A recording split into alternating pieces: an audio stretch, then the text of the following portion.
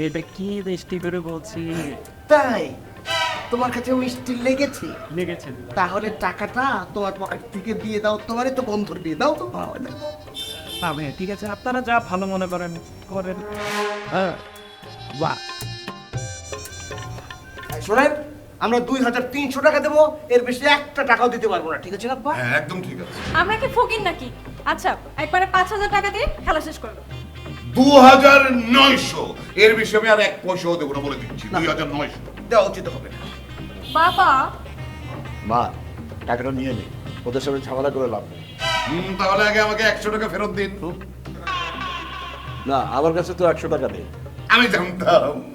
আমি জানতাম আপনার কাছে 100 টাকা থাকবে না, কখনোই ছিল না, ভবিষ্যতেও থাকবে না। কিন্তু আমার কাছে তো আছে 100 টাকা আংটি।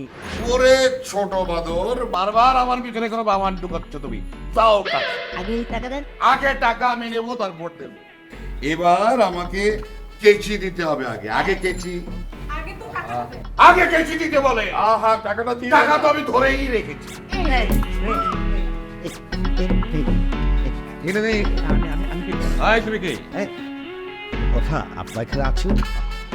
সরি। পুষ্প বৃষ্টি হোক। পুষ্প বৃষ্টি।